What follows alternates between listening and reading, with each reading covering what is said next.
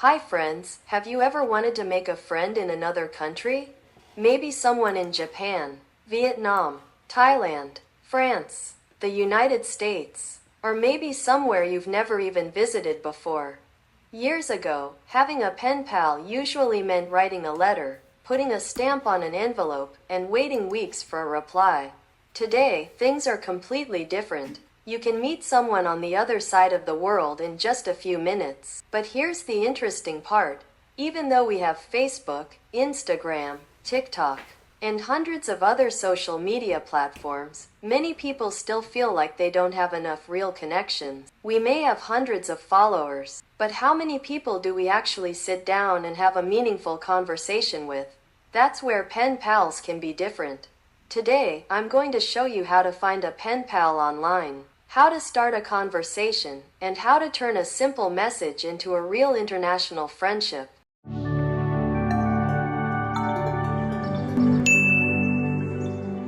First, decide what kind of pen pal you want before you start searching.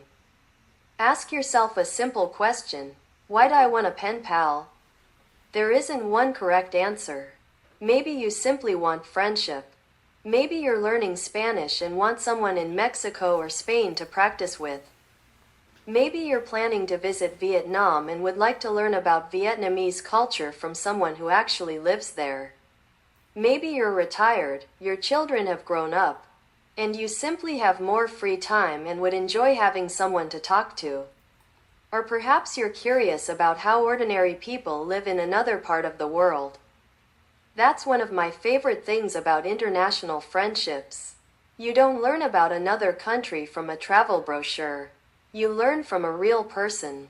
What do they eat for breakfast? What do they do on weekends?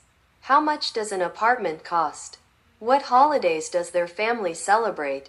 What do they think about your country? Those little conversations can teach you things that you may never learn as a tourist. So before searching for a pen pal, know what you're looking for. Friendship, language exchange, cultural exchange, travel information, someone with similar hobbies? Once you know that, finding the right person becomes much easier. 2. Create a profile that gives people something to talk about. Here's a common mistake. Someone creates a profile and writes, "Hi, my name is John. I'm from America, looking for friends." That's it. Now imagine you're the person reading that profile. What are you supposed to say? "Hi John," and then what? Instead, give people a few conversation starters. For example, "Hi, I'm John from Virginia in the United States. I enjoy traveling, photography, cooking, and learning about Asian cultures. I've traveled to several countries and would love to meet people from around the world. I'm especially interested in learning about everyday life, food, traditions, and travel." Now there's something to talk about. Someone might say, "You like cooking? What's your favorite food?" Or, "You've traveled to Asia. Which country did you like the most?" That's how conversations begin. You don't need to write your entire life story. Just be honest, friendly, and give people a glimpse of your personality. 3. Don't start with just, "Hi, you found an interesting profile." Now what? A lot of people send, "Hi," or "Hello beautiful," or "How are you?" There's nothing necessarily wrong with that. But if that person receives 20 messages, why would they respond to yours? Instead, read their profile first. Let's say someone writes that she lives in Japan and loves photography. You could say, "Hi, I noticed you enjoy photography. I've always wanted to visit Japan during cherry blossom season. What's your favorite place to take pictures?" Now you have a conversation. Or maybe someone from Vietnam says he loves cooking. You might write, "Hi, I saw that you enjoy cooking Vietnamese food. What's one Vietnamese dish you think every foreigner should try?"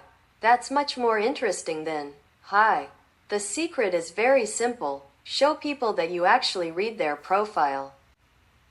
4. Ask questions that can't be answered with yes or no. This is one of the easiest ways to keep a conversation going. Instead of asking, "Do you like traveling?" Ask, if you could travel anywhere next year, where would you go? Instead of, do you like your city? Ask, what's something about your city that tourists usually don't know? Instead of, do you like American food? Ask, what's the strangest American food you've ever tried? Now you're having a real conversation. And don't just interview the other person. Share your own stories too. If they tell you about their hometown, tell them about yours. If they tell you what they ate for dinner, tell them what you ate. Friendship is an exchange. It shouldn't feel like a job interview. 5. Don't limit yourself to people your own age. This is something I think is very interesting about pen pals. You don't necessarily have to find someone exactly like yourself. Imagine you're 60 years old in the United States and you become pen pals with someone who's 55 in Thailand. You may discover that you have similar experiences with family, retirement, travel, or getting older, but you might also become friends with someone younger who can teach you about technology, modern culture, or what younger people think about life in their country. The goal doesn't always have to be romance. Sometimes a good conversation is enough. And sometimes friendships between people from completely different backgrounds can become the most interesting friendships of all. 6. Be patient. Real friendship takes time. Here's another mistake people make online. They send someone a message. No response. 10 minutes later, hello? An hour later, are you there? The next day, why aren't you answering me? Don't do that. Remember, your pen pal may live in a different time zone. They may be working. They may have a family. They may only check messages once every few days. Give people space. And don't expect every conversation to become a friendship. You might message 10 people. 3 reply. You have a good conversation with 2. And maybe 1 eventually becomes a real friend. That's perfectly normal. Friendship isn't about collecting hundreds of contacts. Sometimes 1 genuine friend is worth more than 1,000 followers. 7. Be friendly, but stay safe. Now we have to talk about something important. Meeting people online can be wonderful, but you should still protect yourself. Don't immediately give someone your home address. Don't share banking information. Don't send copies of your passport or identification. And be very cautious if someone you've only known for a short time starts asking for money. Maybe they suddenly have an emergency. Maybe they need help with rent. Maybe they need money for a plane ticket. Whatever the story is, slow down. A real friendship does not require you to prove yourself by sending money. And when you're first getting to know someone, it can be a good idea to continue communicating through the platform rather than immediately giving out all of your private contact information. Trust should develop gradually. That's true online and in real life. 8. Pen pals can become part of your travel experience. Here's where international pen pals can become really interesting. Imagine you've been talking to someone in Thailand for 2 years. Then one day you're planning a trip to Bangkok. Suddenly you have someone who can tell you, don't eat at that tourist restaurant. Go over here. Visit this neighborhood. Try this local dish. Don't take that taxi route. That's completely different from reading a travel website. You're learning about the country from someone who actually lives there.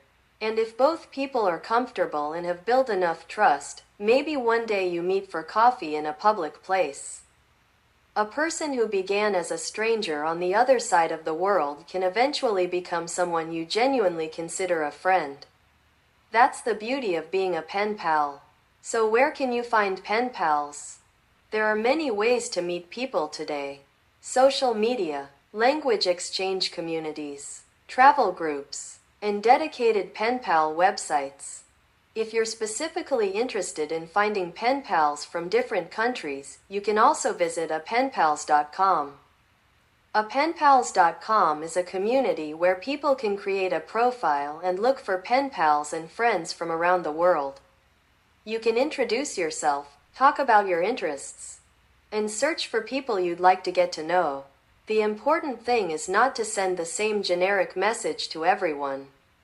Find someone who genuinely interests you. Read the profile. Then start a conversation. You could simply write, "Hi, I'm from the United States and I'm interested in learning more about your country. I saw on your profile that you enjoy traveling. What's your favorite place you've visited?" That's enough. Every friendship has to start somewhere. Sometimes it starts with just one message. Final thoughts: we live in an interesting time. Technology allows us to communicate with almost anyone in the world. But meaningful friendship still requires something very old-fashioned: time. You have to listen. You have to share. You have to be curious about another person's life. And you have to give people time to get to know you. Your future pen pal might be in Vietnam, Japan, Germany, Brazil, Thailand, the Philippines, or maybe just another state in America. You don't know yet, and that's what makes it interesting. So if you've ever wanted to make a friend somewhere else in the world, maybe today is the day to send that first message. You can visit apenpals.com and start looking for pen pals around the world. Create a profile. Tell people a little about yourself. Find someone interesting, and simply say hello, because you never know. One simple message today could become a friendship that lasts for years. Thanks for watching. And if you already have a pen pal somewhere in the world, tell us in the comments, what country is your pen pal from, and how did you meet? I'll see you in the next video.